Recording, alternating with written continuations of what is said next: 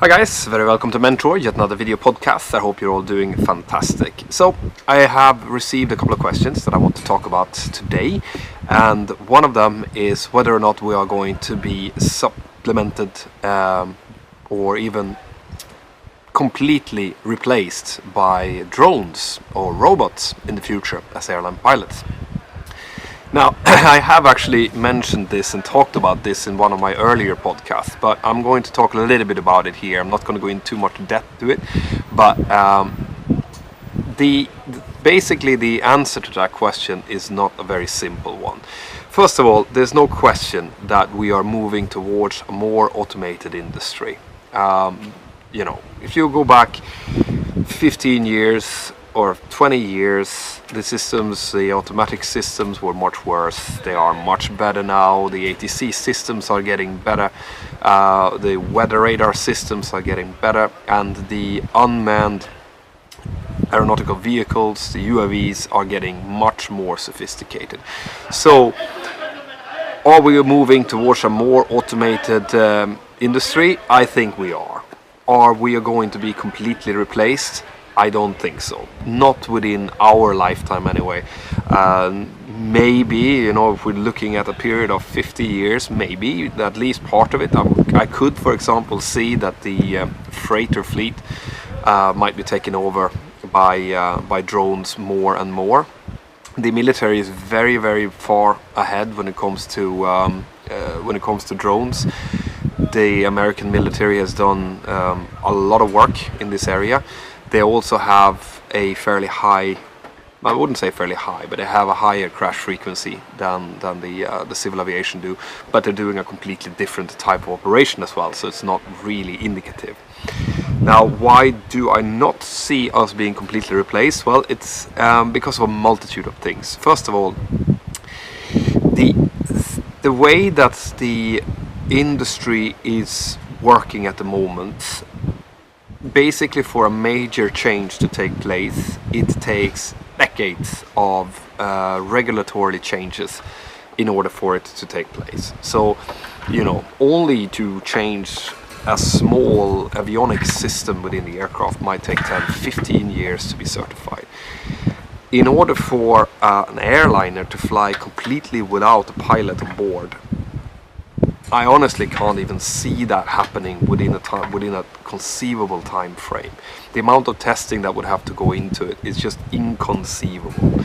So that's the regulatory part of it. The second part is psychological. Would you yourself get into an aircraft that doesn't have anyone on board? Would you even go into a boat that wouldn't have a captain on board or anyone who's steering it? The answer to that, I don't know. For me at least, I would be very, very hesitant. We've all had computers that stopped working. We've all had to reboot something that just suddenly stopped without any apparent reason. That is likely to be able to happen, even though there might be subsystems and standby systems that might pick it up. But, the general public is unlikely to want to fly in a completely pilotless aircraft.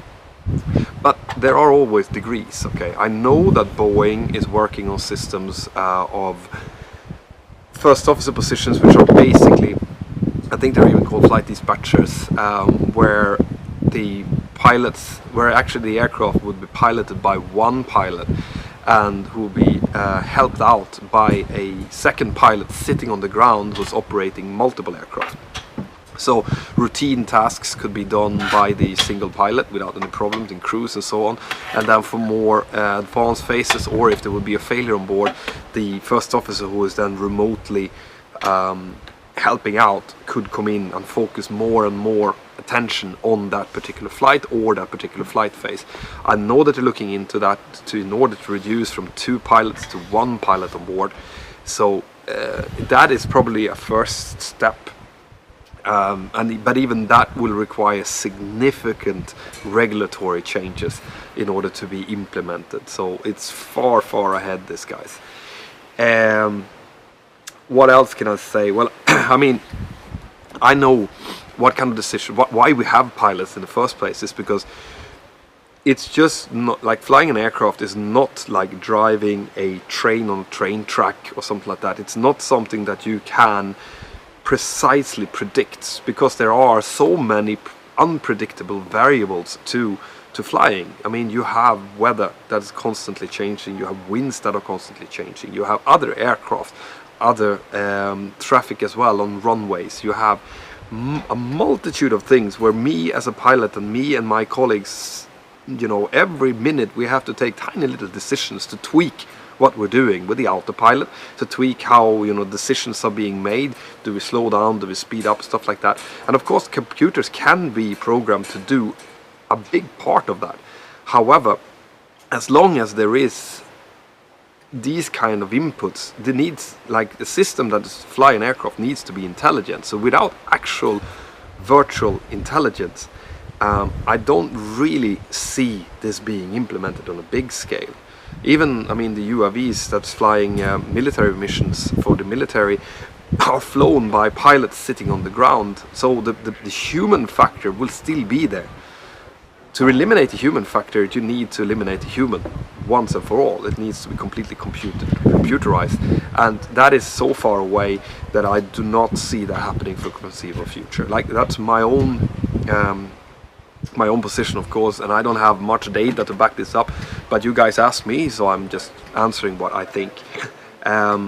Guys, if you know more about this subject, feel free to write me in. I think it's really interesting. I think that the world is moving towards more automation, but in the airline industry, especially in the passenger airline industry, I don't see it happening within my career, hopefully.